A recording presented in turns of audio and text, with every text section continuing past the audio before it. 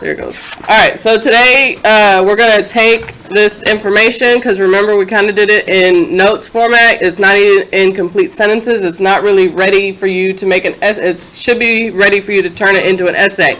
In order to do that, we need to organize it, organize all the information together. So remember I said that you did not have to do a 5-paragraph essay. That still stands. However, this graphic organizer was the easiest one. It was the easiest and most simplistic one that I can find. That wasn't so very detailed. Because remember, I'm not your ELA teacher. I don't teach writing. I'm just giving you the bare basic bones so you can get this essay done. All right? So that's why up here there's only one sentence.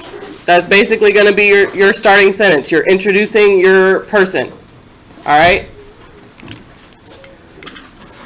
The next paragraph, now you can do this however you want. It's your essay. My suggestion is after you introduce the name of your author, you then introduce other information about your author. Okay? So maybe stuff about his family life.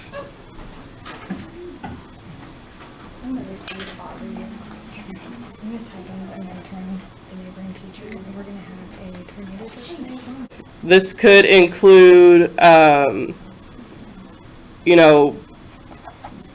date and age, birth date, place,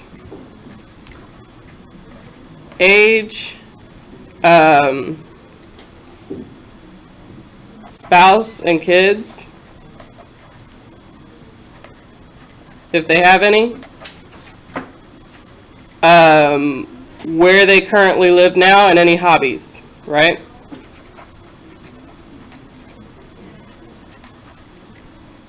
Where they...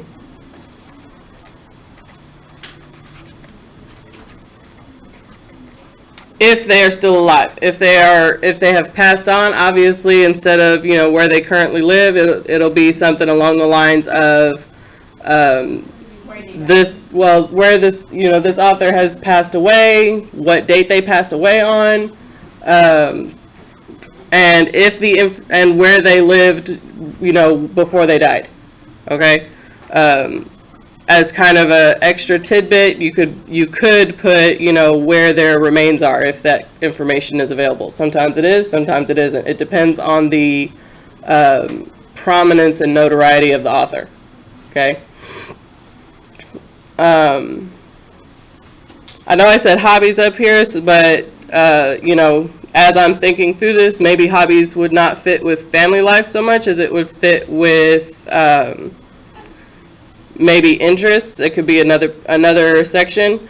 Or if they don't have that many hobbies, you can put it in here. So hobbies, hobbies can be up here if they only have like maybe 1 or 2 hobbies of note, and if their hobbies are numerous, say they like doing everything. Say they like doing everything, then you can make that into a separate paragraph, obviously. Okay. So that's one of those things that it is up to you as the writer on how you want to organize hobbies. Okay. Another paragraph would obviously be the about the works and achievements.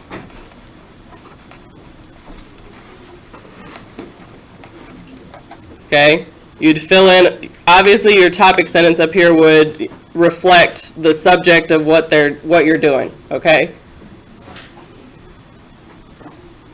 Would reflect the subject of what you're doing.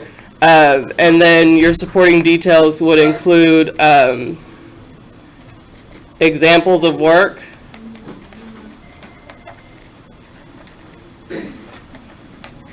that falls into if your author has written like 70 books or 70 novels in their lifetime, I do not expect you to list all 70.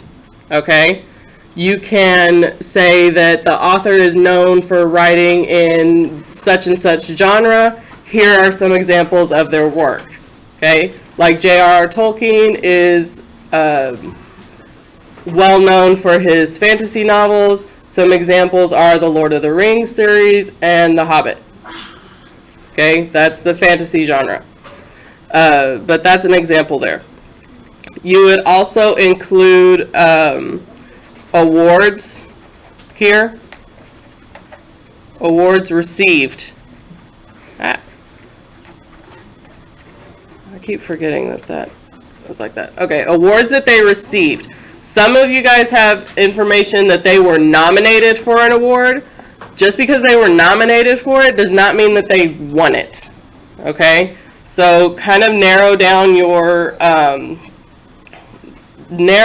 information here. You don't have to include everything, just include the main ideas here. The awards that they received. Some authors have received multiple awards. Again, same thing with the books. You do not have to include every award that they've ever won in their life, especially if they've won the same award multiple years in a row or multiple years over the course of their career. They've won however many awards. Some examples include such and such awards in whatever year that they won them in. Okay?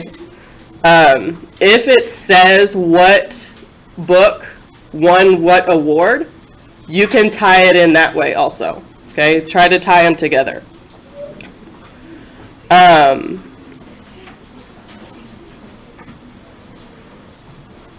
I had a thought and I lost it. Oh, also what can be done, depending on what else they are known for, you can make a separate paragraph. So I'm going to put a question mark here to kind of denote that it's up to you as the writer. Are they known for something else?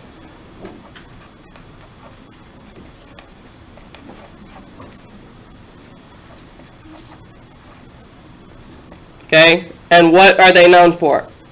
Okay, like remember John Green, he is an author, but he's also known as the creator of the Crash Course series on YouTube.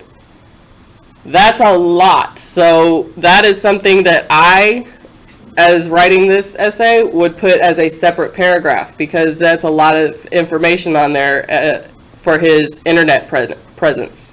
Okay?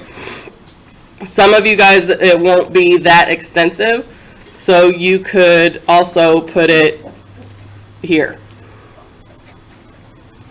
Okay? That is up to you and your information on your writer. Questions, comments, concerns, clarifications? Yes?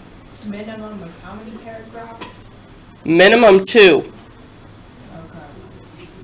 Minimum 2. Again, it's not really an introductory paragraph. It's more like an introductory sentence. And if you think of a way to introduce your author using more than one sentence, maybe you can introduce them using 2. By all means, it's your masterpiece that you're working on here. All right?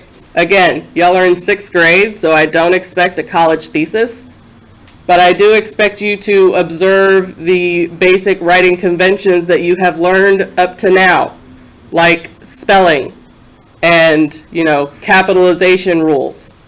Do not use text speech. I do not want to see LOL or, you is a 3-letter word. Okay? It's not just the letter. You are not speaking in the first person, so I should not see I. This is not about you. Okay? You're the one writing it, but it's not about you. It's a biography, not an autobiography. So, going into that also, make sure you're indenting your paragraphs. If you need help with indentions, just kind of use your pencil and make an indent. What is it your ELA teacher does? Like what, an inch or something? Use your finger. Yeah, something. Thumb, knuckle, something like that. Indent your paragraph. Verify your facts. Make sure you are not putting your opinion into the essay or into the works. Your opinion is not needed, remember? Just facts. And then make sure your in-text citations are accurate. You should have kind of already taken care of that here.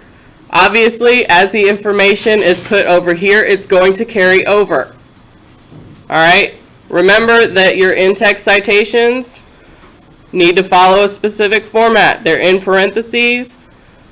It is the source author's last name.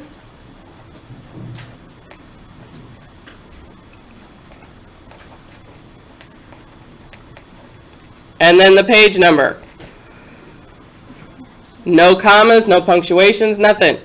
Period at the end of the sentence after the citation. Okay? The whole explanation of this is in yesterday's video, so if you need a refresher on that, you can either come and see me, message me, or you can just rewatch that video. All right? If it does not have an author, again, the explanation is in there also. So make sure you watch that if you have not yet, or rewatch it if you need a refresher. Questions, comments, concerns? Something else you need to do, this graphic organizer, there is a link. There's a link in yesterday's folder, and there's a link in today's folder, because some overachievers have already finished this. That's okay. The graphic organizer, I would like to see it, before the weekend is up. I would like to see y'all have turned it in before the weekend is up, but that's okay if you don't. The essay itself, please do not try to email me it over the weekend. There will be a link on Schoology next week for you to turn that bad boy in. All right? So please do not email me over the weekend your essay. There's a spot, I don't want to be hunting it down. I have a one-stop shop for you to drop it in at. My green basket is closed to the essays. Do not print it out and send it in. You will turn it into the link. All right? Any other questions over your final product? All right, so basically this step right here is the last step, the last check-in before your essay. After you have finished this, you either type your essay out in a Word document or write it out on notebook paper, and then your final essay, check it over and make sure everything is right, and it should be done. The presentation methods and everything, you will get examples of different presentation methods tomorrow, and that will be your last checkpoint before the final products are due next week. All right? And more information on presentations, like I said, is going to be given tomorrow. All right, if you have no more questions, good luck on your stuff.